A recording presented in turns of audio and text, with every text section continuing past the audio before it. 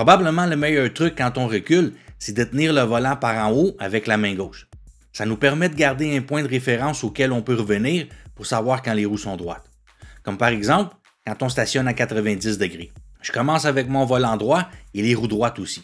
Je place ma main en haut du volant et je le tourne complètement vers la droite en gardant ma main dans cette position pendant la manœuvre au complet. Ensuite, je recule jusqu'à ce que la voiture soit droite. Maintenant, étant donné que mon volant est complètement tourné vers la droite, je ramène ma main 2 fois vers le haut et je sais que mes roues sont droites. Donc, si mes roues sont droites et je tourne le volant moins d'un tour, je ramène ma main en haut 1 fois pour les redresser. Si je le tourne plus d'un tour, je la ramène 2 fois. Un problème très commun avec les élèves est qu'ils manipulent beaucoup trop le volant avec les 2 mains en reculant. Ensuite, ils n'ont aucune idée de combien ils l'ont tourné et comment les roues sont positionnées. Et à partir de ce moment-là, c'est mission impossible pour redresser la voiture. À certains endroits, afin d'avoir une meilleure position pour reculer, on peut détacher la ceinture de sécurité. Tenir le volant sur le dessus nous permet de tourner le corps plus à l'aise. Mais faites-le seulement si c'est permis de le faire où vous conduisez. Si on doit reculer sur une longue distance, jusqu'à ce poteau par exemple, on commence par redresser le véhicule et les roues le plus possible avant de commencer à reculer. Ensuite, on place la main sur le dessus du volant et on recule en essayant de garder le volant le plus stable possible, en corrigeant légèrement si nécessaire, et on recule jusqu'à ce qu'on soit à la hauteur du poteau.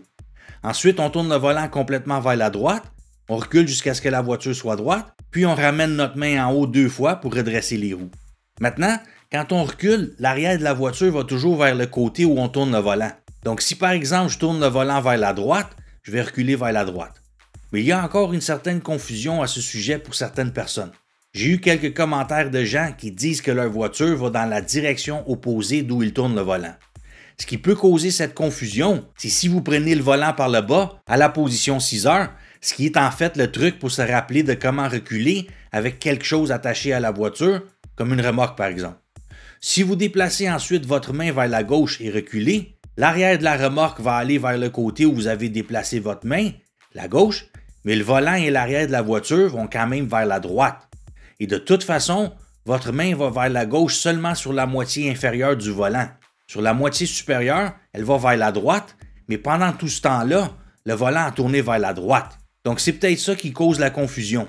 Et j'espère que je ne vous ai pas confondu encore plus avec cette explication, mais en gros, l'arrière de la voiture va toujours dans la direction où on tourne le volant, et si on a une remorque attachée, l'arrière de la remorque va vers la direction opposée. Donc on peut utiliser ce truc si on a à reculer avec une remorque. Quand on met le levier en marche arrière, ces lumières blanches s'allument. Donc faites attention en passant derrière des voitures stationnées de derrière. Et c'est particulièrement vrai dans les endroits où il y a beaucoup de mouvement, comme les places de stationnement les plus près de l'entrée principale d'un centre commercial. C'est vrai dans tous les cas cependant, alors soyez conscient de ça. Vous pouvez aussi utiliser ces lumières en tant que piéton. Par exemple, disons que vous voulez aller à votre voiture ici et vous êtes sur le point de passer entre votre voiture et celle qui est stationnée devant. S'il y a quelqu'un dans la voiture devant et que les lumières blanches de reculons s'allument, ça veut dire que le conducteur ou la conductrice est sur le point de reculer et il ne vous a peut-être pas vu, donc il pourrait être dangereux de passer entre les deux voitures. Dans ce cas, c'est mieux de faire le tour et de passer derrière votre voiture. En parlant de lumière à l'arrière de la voiture, n'oubliez pas aussi de mettre le clignotant du côté où le derrière de la voiture va pointer en reculant. Donc, si vous sortez de cette place de stationnement en reculant vers la droite pour ensuite aller vers la gauche, vous mettez le clignotant vers la droite en reculant. Maintenant, j'ai eu beaucoup de commentaires sur le fait que l'on devrait regarder dans les rétroviseurs en reculant au lieu de se tourner et regarder en arrière. Voici la raison pour laquelle je préfère regarder principalement en arrière. Quand on regarde dans un rétroviseur de côté, on ne voit que ce qu'il y a de ce côté-là et pas ce qu'il y a de l'autre côté. Et quand on regarde dans le rétroviseur central, on voit quelque chose ou quelqu'un seulement quand ils sont déjà rendus derrière le véhicule. Les rétroviseurs latéraux sont plus utiles pour juger notre distance quand on recule près de certains obstacles, comme d'autres véhicules par exemple. En tournant la tête et en regardant en arrière, on voit aussi un peu à travers les fenêtres arrière, ce qui nous permet de voir si quelqu'un s'approche du véhicule et de freiner d'avance. Cependant, dans certains véhicules, on ne voit pas grand-chose sur les côtés, donc dans ce cas, on peut utiliser plus les rétroviseurs. Dans d'autres, comme les camions, il n'y a même pas de fenêtre arrière, donc on n'aura pas d'autre choix que d'utiliser seulement les miroirs. Mais dans les véhicules où on peut voir clairement à travers les fenêtres arrière, je préfère ça parce que l'angle de vision est plus large. Je vais vous donner un exemple d'une situation réelle qui s'est produite à un examen de conduite. La personne qui faisait son examen reculait pour faire son dernier stationnement en marche arrière quand un piéton a passé derrière son véhicule. Il a attendu que la personne passe, mais en passant derrière le véhicule, le piéton a laissé tomber une enveloppe, alors il s'est retourné et s'est penché pour la ramasser.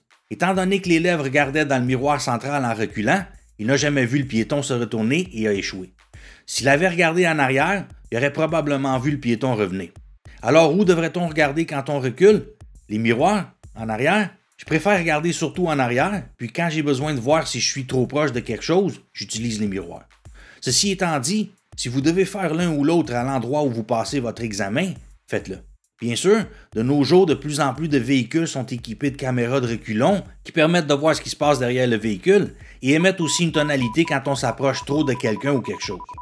Mais dans la plupart des endroits, à l'examen, vous devrez quand même faire les vérifications normales avant et pendant le reculon. J'espère que vous avez aimé cette vidéo. Bonne route!